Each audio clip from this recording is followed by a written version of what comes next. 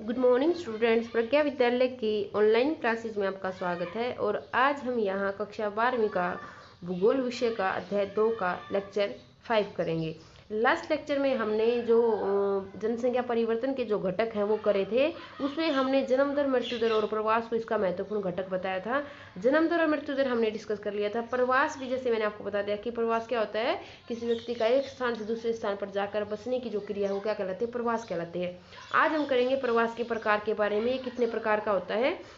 तो प्रवास मुख्यतः 2 प्रकार का होता है, स्थायी और अस्थायी प्रवास। स्थायी प्रवास कौन सा होता है, वो जो एक स्थान से दूसरे स्थान पर लोग बिल्कुल पूरी तरह से स्थायी रूप से जाकर बसे हैं, वो स्थायी प्रवास। और अस्थायी प्रवास जैसे कि ये 4 प्रकार का हो सकता है, आवधिक, वार्षिक, मौसमी और साप्ताहिक। आवधिक का होता है किसी अवधि के लिए, 1 वीक के लिए, 2 वीक के लिए, किसी 2 साल के लिए, वो होता है आवधिक, यानी कि किसी निश्चित अवधि के लिए एक स्थान से दूसरे स्थान पर जाना।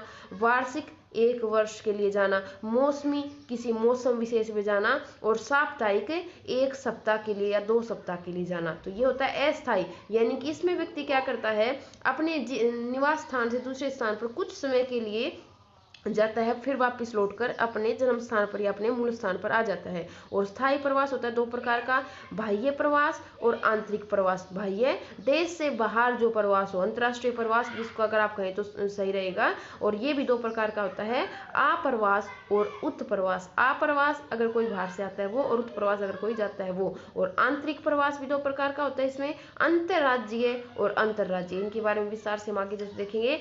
सबसे पहले बात करते हैं हम बाह्य प्रवास की। ये आपके इतने इंपोर्टेंट नहीं है, बस आप इनके नाम से जान लें कि कौन कौन से हैं। मेन आपका है स्थायी प्रवास। बाह्य प्रवास एक्सटर्नल माइग्रेशन जिसको कहा जाता है, अंतर्राष्ट्रीय सीमाओं को पार करने वाला प्रवास क्या कहलाता है, बाह्य प्रवास। यानी कि हम अपने देश की अंतर्राष्ट्रीय सीमा को जब पार कर लेते हैं, अपने चाहे किसी पड़ोसी देश में जाएं या फिर विश्व में कहीं भी जाकर बसते, तो वो क्या कहलाएगा, अंतर्राष्ट्रीय सीमाओं को पार करने वाला प्रवास या फिर बाह्य प्रवास वो कहलाएगा।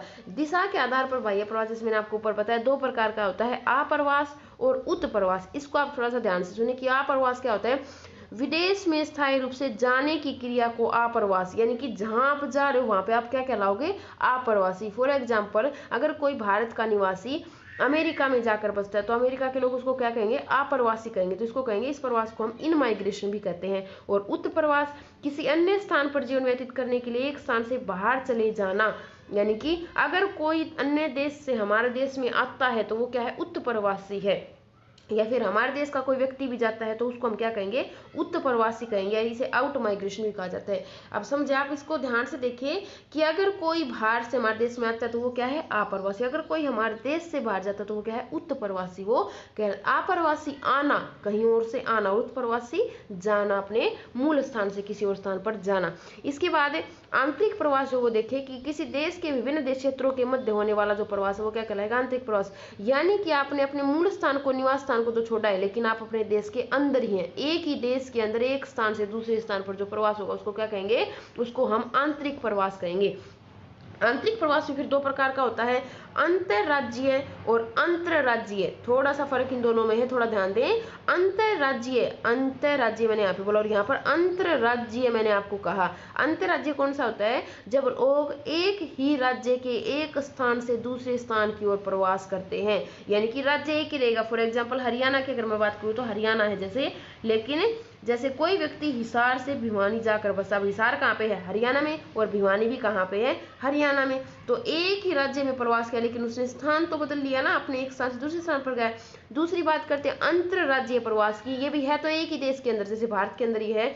जब कोई व्यक्ति एक राज्य के किसी स्थान से दूसरे राज्य के किसी स्थान पर जाकर बसता है, यदि कोई व्यक्ति जैसे भिवानी से जयपुर जाकर बसे, अब भिवानी कहाँ पे है, हरियाणा में, लेकिन जयपुर कहाँ पे है, राजस्थान में है।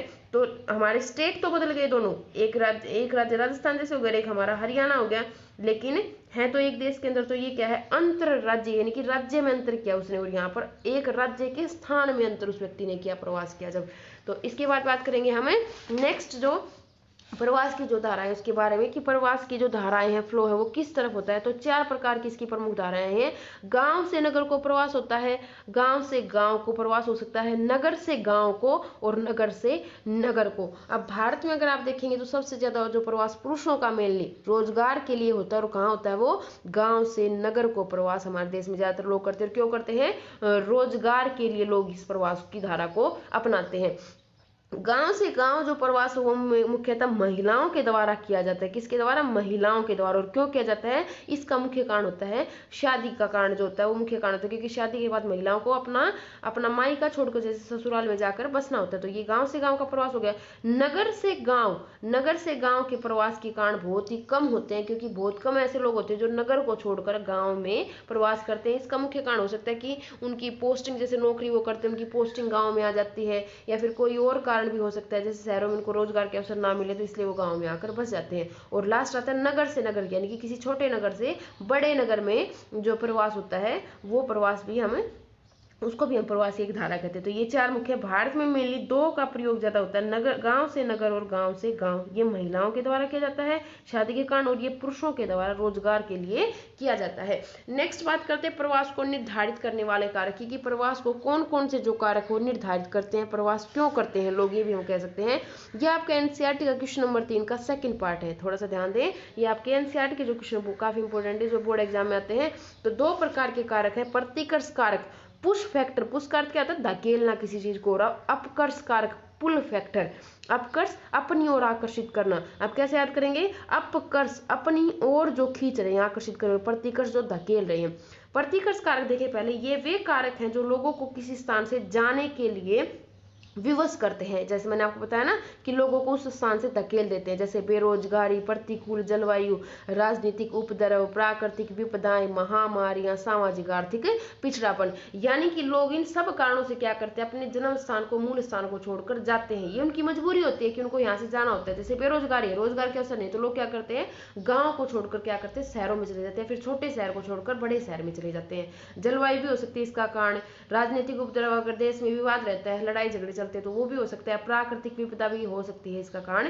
नेक्स्ट जो कारक है वो है अपकर्ष कारक, पुल फैक्टर, जो अपनी ओर खींचते हैं। ये वे कारक है जो लोगों को किसी क्षेत्र में आने के लिए आकर्षित करते हैं, जैसे कि रोजगार के अवसर, शांति है किसी क्षेत्र में, सुरक्षा है, सुखद जलवायु है, मनोरंजन, शिक्षा के साधन, स्वास्थ्य की सुविधाएं। जैसे आप देख सकते हैं हमारे देश के शहरों के लोग आकर्षित क्यों होते हैं? क्योंकि वहां पर ये सभी सुविधाएं मिलती हैं। और गांव को प्रतिकर्ष कारक क्यों माना जाता है? क्योंकि इन सुविधाओं की वहां पर कमी होती है। तो इनको क्या कहेंगे? अपकर्ष कारक, यानी कि जो लोगों को अपनी ओर आकर्षित करते हैं, अपनी ओर खींचते हैं। और प्रतिकर्ष कारक जो लोगों को अपने स्थान से जाने के लिए विवश कर देते हैं। नेक्स्ट जो आज का हमारा टॉपिक है वो है विश्व में जनसंख्या वृद्धि की प्रवृत्तियां, यानी कि पैटर्न जो है जनसंख्या वृद्धि को वो विश्व में किस प्रकार का रहा। जो आज जनसंख्या वो आज इतनी कैसे पहुंची, शुरुआत में जो जनसंख्या बढ़ी वो किस प्रकार से बढ़ी, इसकी बात हम करेंगे। तो वर्तमान में विश्व की जनसंख्या कितनी है? 700 करोड़, या फिर कहूँ कि 7 अरब से भी अधिक है। 2011 का आंकड़ा मैंने आपको बताया था, तो उसमें भी मैंने आपको बताया था कि लगभग 7 अरब लोग विश्व में निवास करते हैं 21वीं शताब्दी के अनुसार। और 8000 से 12000 वर्ष पूर्व की अगर बात करें तो विश्व की जनसंख्या 80 लाख थी। कितनी थी? 80 लाख। और यह कृषि का प्रारंभ इस समय में हुआ था। केवल 80 लाख लोग पूरे विश्व में बसे हुए थे। ईसा की पहली शताब्दी में जनसंख्या 30 करोड़ से कम थी, यानी कि अब 8000 आगे जैसे 7000 वापिस हम चलेंगे, लेकिन ईसा के जन्म के बाद जैसे हमारे जो ईयर है वो सीधे चलने शुरू हो जाएंगे। हमारी जो ईसा की जो को जन्म हुआ था उसके बाद पहली शताब्दी में जो जनगणना की गई उसमें कितनी पाई गई जनसंख्या? लगभग 30 करोड़ कह सकते हैं कि इससे थोड़ी सी कम पाई गई थी। और 16वीं और 17वीं शताब्दी में, यानी कि उस समय विश्व व्यापार बढ़ने लगा था, औद्योगिक क्रांति का उदय हुआ था। ध्यान दें, इसके और आपका एक छोटा प्रश्न बनेगा, औद्योगिक क्रांति का उदय कब हुआ था? 1750 ईस्वी में हुआ था। और 1750 ईस्वी में जो विश्व की जनसंख्या देखी गई तो कितनी थी? 55 करोड़, यानी कि 30 करोड़ से बढ़कर कितनी हो गई थी? 55 करोड़। ये स्पीड थोड़ी सी बढ़ने लगी थी क्योंकि लोगों के पास अब रोजगार के अवसर आ गए थे, उद्योगों का विकास हो गया था। 1830 के दशक में जनसंख्या, या 1830 में जो जनसंख्या थी वो कितनी थी? 1 अरब। और इसमें तीव्र वृद्धि हुई थी। 55 करोड़ से जो जनसंख्या थी वो कितनी पहुंच गई थी? 1 अरब ये जनसंख्या पहुंच गई थी। लगभग ये डबल हो गई थी। और समय कितना लगा? 80 साल इसको डबल होने में लगे थे। 80 वर्ष में डबल हो गई थी। नेक्स्ट अगले 100 वर्षों में फिर से दोगुनी हो जाएगी। जैसे 1930, 1830 के बाद सीधा 1930 में जब जनसंख्या दिखेगी तो कितनी हो गई थी, 2 अरब हो गई थी। इसमें कितने वर्ष लगे, 100 वर्ष लगे। यहाँ 80 वर्ष लगे इसको डबल होने में और यहाँ पर 100 वर्ष इसको लगे डबल होने में। 1960 में जनसंख्या केवल 30 वर्ष में दोगुनी फिर से कितनी हो गई, 3 अरब हो गई थी। और इसके बाद नेक्स्ट 1975 में जनसंख्या 4 अरब हो गई थी। 2011 की जनसंख्या में ये 7 अरब तक पहुंच गई। अब आप देख सकते हैं कि जनसंख्या में जो वृद्धि है वो शुरुआत के सालों में बहुत ही कम थी, लेकिन बाद में ये वृद्धि एकदम से बढ़ी, क्योंकि लोगों के पास रोजगार के अवसर हो गए, स्वास्थ्य सुविधाएं होगी, खाने की जो पूर्ति है वो होने लगी थी। अब यहाँ पे अगर आप देखें तो इनको याद कर सकते हैं कि 1750 में कितने, 55 करोड़, 1830 में 1 अरब, 1930 में 100 वर्षों में 2 अरब, 1960 में 3 अरब, 1975 में 4 अरब और 1987 में, इधर आप एक बार ध्यान दें, केवल 12 वर्ष लगे इसको 5 अरब होने में, 1 अरब यानी कि जनसंख्या बढ़ने में। अगले 12 वर्षों में फिर से ये 1 अरब और बढ़ गई 6 अरब, और अगले 12 वर्षों में फिर से ये कितनी हो गई, 1 अरब और बढ़ गई। यानी कि लास्ट के जो 3 हमारे 87, 1999 और 2011 को अगर आप देखोगे तो 1 अरब बढ़ने में इसको बहुत ही कम समय यहाँ पर लगा। इसके बाद बात करते हैं कि जनसंख्या वृद्धि के जो स्थानिक प्रतिरूप या प्रारूप वो अलग अलग थे। अब ये तो पूरे विश्व की बात मैंने की आपके सामने कि पूरे विश्व में जो जनसंख्या वृद्धि वो किस प्रकार से हुई, लेकिन ये सब जगह पर एक समान नहीं थी, इसमें अंतर था। विश्व के विभिन्न भागों में जनसंख्या की वृद्धि की तुलना की जा सकती है। जनसंख्या वृद्धि की दर वर्तमान में विकसित देशों में कम यानी कि 0.1% है केवल, यानी कि विकसित देशों ने क्या कर लिया, इसको कंट्रोल कर लिया, जबकि कम विकसित देशों में ये अभी भी अधिक 1.4% की दर से बढ़ रही है प्रति वर्ष। यानी कितने % जनसंख्या हर वर्ष एक देश की बढ़ जाती है। अगर 100 लोग हैं तो उसमें 1.4 लोग और जुड़ जाते हैं नेक्स्ट ईयर। इसके बाद बात करते हैं हमें कॉन्टिनेंट वाइज, यानी कि हम अलग अलग महाद्वीप की बात करेंगे। सबसे पहले बात करेंगे अफ्रीका की, और यहाँ से आपका एक क्वेश्चन बार बार पेपर में आता है बोर्ड एग्जाम में कि सबसे ज्यादा जो वृद्धि दर है वो कौन से महाद्वीप की, वो अफ्रीका की है, 2.5%। अफ्रीका देशों में नाइजर, अफ्रीका में भी अगर मैं बात करूँ तो किस देश की, नाइजर की सबसे अधिक 3.6% जनसंख्या वृद्धि दर पाई जाती है। इसके बाद उगांडा का स्थान है और यहाँ की जनसंख्या वृद्धि दर कितनी है, 3.4% की दर से बढ़ रही है। सबसे ज्यादा है 3.6 और फिर आते हैं सेकंड पे 3.4% की दर से। नाइजीरिया अफ्रीका का सबसे अधिक जनसंख्या वाला देश है और इसकी वृद्धि दर 2.5%, उनकी तुलना में कम है लेकिन वैसे अब भी ज्यादा है, और कितनी है, 2.5, यानी कि अफ्रीका की जो औसतन जो वृद्धि है वो भी इतनी है, 2.5% है। तो नाइजीरिया की है और नाइजीरिया की जनसंख्या सबसे ज्यादा यहाँ पर पाई जाती है। नेक्स्ट महाद्वीप हमारा था एशिया। एशिया महाद्वीप के मुस्लिम देशों में 2% से अधिक वृद्धि दर पाई जाती है। इसमें Afghanistan, Iraq, Pakistan, Syria, Yemen प्रमुख है। यानी कि जो भी मुस्लिम देश है उनकी वृद्धि दर तुलनात्मक जो हिंदू राष्ट्र हैं, हिंदू देश हैं, उनकी तुलना में ज्यादा पाई जाती है, क्योंकि मुसलमानों में क्या होता है कि जन्म दर को कंट्रोल करना गलत माना जाता है, तो वहां पर जन्म दर क्या है, ज्यादा है। और चीन की जनसंख्या वृद्धि दर 0.5% हो गई। इन्होंने काफी कंट्रोल करके इसको कम कर लिया और केवल 0.5% इन्होंने कर ली है ये।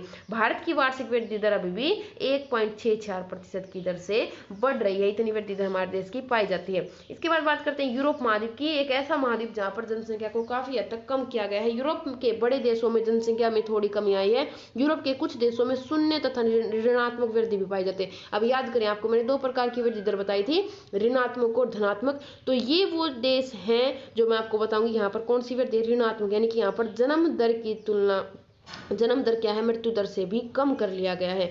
Bulgaria, Croatia, Estonia, Hungary, Latvia, Romania और पुर्तगाल आदि ऐसे देश हैं जहां पर ऋणात्मक वृद्धि दरें पाई गई है। लैटिन अमेरिका या फिर कहीं दक्षिण अमेरिका में कुछ देशों जैसे ग्वाटेमाला, प्रागवे, बोलीविया की वृद्धि दर 2% से अधिक है। यहाँ क्यूबा की न्यूनतम वृद्धि दर 0.4% दर्ज की गई। सबसे कम कहाँ की है, क्यूबा की, जो केवल 0.4% है। अब एक बार ऐसे भी आप देख सकते हैं, अगर विकसित देशों की बात करें तो वो है अधिक विकसित देशों की 0.1% और कम विकसित देशों की 1.4%। और अगर अलग अलग महाद्वीप की वृद्धि दर की बात करें तो देखिए अफ्रीका में 2.5% की दर से जनसंख्या बढ़ रही है। यूरोप में 0.0, क्योंकि मैंने अभी क्या बताया था, ऋणात्मक वृद्धि दर यहाँ की है। एशिया में 1.1%, ऑस्ट्रेलिया में भी 1.1%, दक्षिण अमेरिका में 1.2 और उत्तरी अमेरिका में 1% की दर से जनसंख्या में वृद्धि दर, जनसंख्या जो है वो इतनी दर से बढ़ रही है।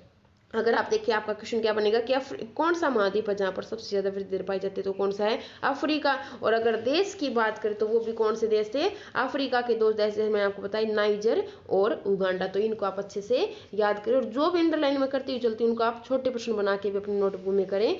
और आज जो भी करा है उसको सभी को आप फेयर नोटबुक में उतारेंगे और अच्छे से इसको याद करेंगे। Thank you.